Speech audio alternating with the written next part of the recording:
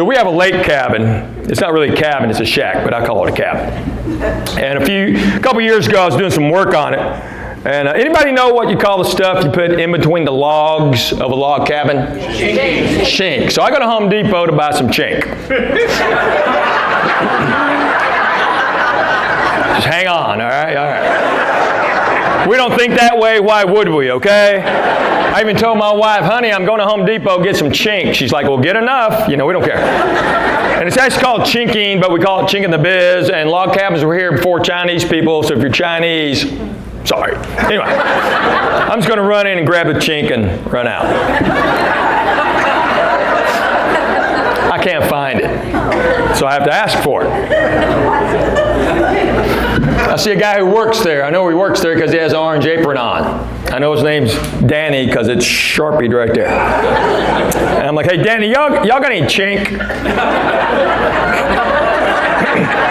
And Danny's kind of half turning the box. And he goes, no, man, we don't sell chink no more.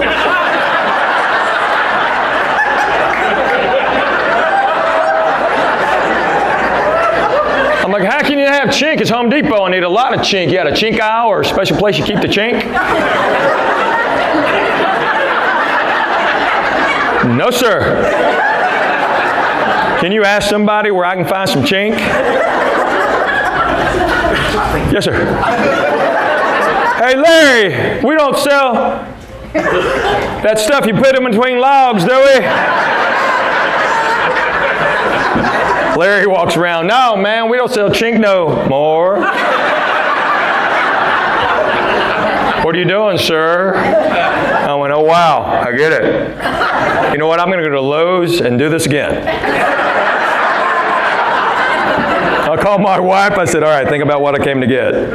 Think a little harder. I had to ask for it. Hilarious. Yeah, I'm going to Lowe's. Okay, cool. Yeah, meet me there. Be fun. Come on, son. She did. Brought a friend. Crazy. And my boys are still ruthless when we go to Home Depot. We'll be walking down the aisle in Home Depot. They'll see some guy working there. They're like, Dad, do it to him.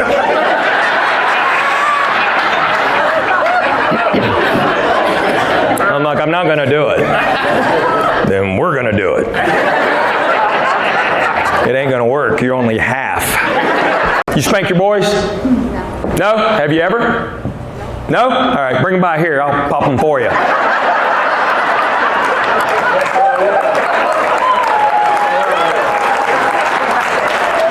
I'll make a house call if you want. I'm going to snap. You'll read about me. You know what happened to Henry Cho? He got arrested. He spanked 25 kids in Walmart.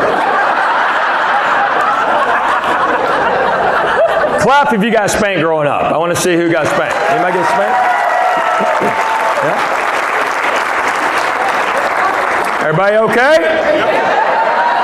Yeah. Pop your kids. We protect them too much. I'm guilty too. 3 times. Guilty. Car seats I'll give you, 100%. But like bicycle helmets, come on, man. Bobby can't ride a bike, that's Bobby's fault. Clap if you never wore a helmet. Who never wore a helmet out there? Yeah. Everybody okay? Yeah, see, Bobby ain't here because Bobby ain't supposed to be here.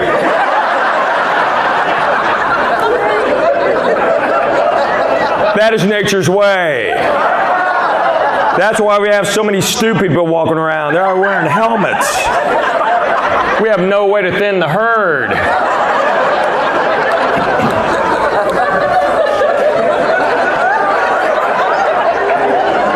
I know you didn't want to laugh at that.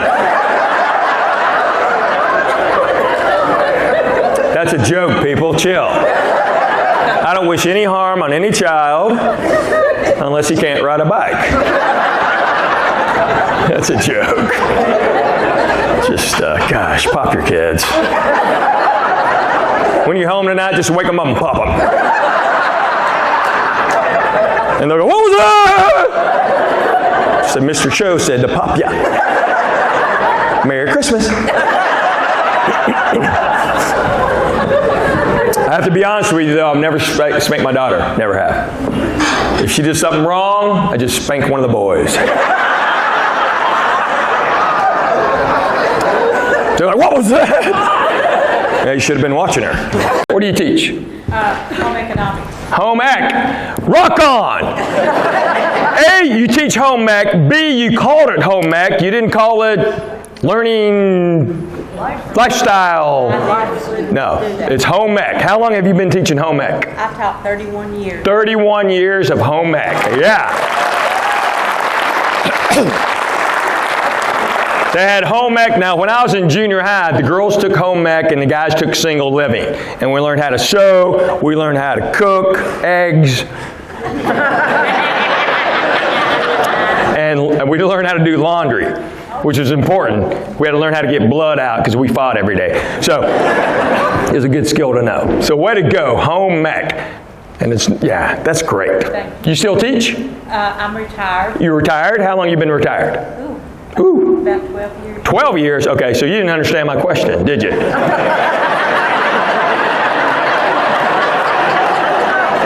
Yeah, see, that's okay. I was going present tense, but you didn't teach English, so. Oh, I'm sorry, English teachers. Language arts. Sorry. Any other real teachers? I'm kidding. Current teach? I'm kidding. You teach right there, sir? What do you teach? You taught. Okay, what bus did you just get off of? One of my daughter's best friends, little boy, he's half Vietnamese, and his dad's name is Me. So me and I know. Me and I were inspectors at a robotics tournament, and it turned to a bad Asian version of Who's On First. Because the director came up and said, hey, who signed up on this robot? And I said, me. He goes, you? And I said, no.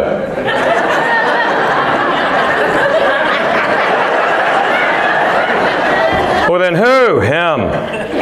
Well, who's he? Me. We can do this all day, buddy. So me found out I was making fun of him. He's a grown man. He's had that name his entire life. No one's ever made fun of him except for me. Me. He called me and said, it gets worse. I go, how? He goes, my sister's name is you. I said, you're lying. He goes, I swear. I'm like, well, how cruel are your parents? We're going to name them me and you and send them to America. That's what we're doing. That'll teach them to talk back. All right, thanks. Howdy. How y'all doing? Yeah, I know what may be going through your mind right now. Just let it soak in a second or two. Because there's something wrong with this picture, ain't there?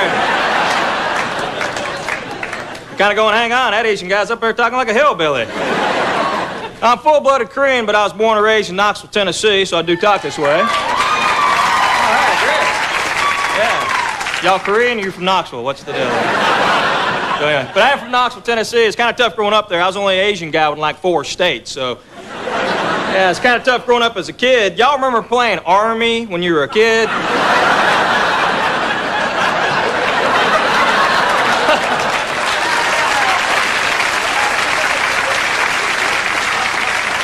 Yeah, I pretty much hated that game, man. All my buddies would go, okay, and it's the neighborhood against you. We'll give you a head start. And I'm booking down the road, man. We used to play a lot of Cowboys and Indians, too, didn't we, guys? Cowboys and Indians. You guessed I hated this game, too, man. I was always the cook.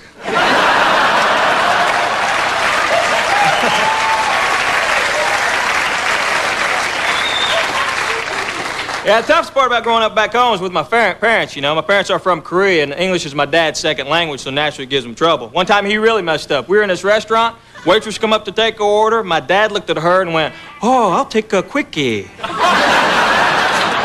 No, Dad, that's quiche, man. My wife's from Arab, Alabama. Y'all just start laughing. If you don't know about Arab, it's usually spelled A-R-A-B. That's Arab, right? Not down there. It's Arab, because the original name of the town was Arad, but they misspelled it on the water tower. I can't make that up. It's like those guys going, I ain't going to climb back up there. All right, we'll change the name of the town. It's a little bitty town, all white people, all the time, except the day we got married. I had 20 Korean people in Arab. We freaked the whole town out. We were hanging out at the Chevron. Or you go to Arab, see where you hang out. Some guy walked up and said, what are y'all doing here? I said, we may buy this place.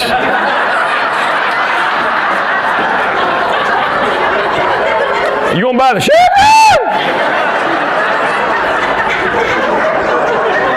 No, the town. We are Korean. That's how my mother-in-law talks. He's Korean. His family came over from South Korea. I've never been to Korea. I've been to Hawaii. That's Hawaii. Some of y'all knew that. It's kind of sad.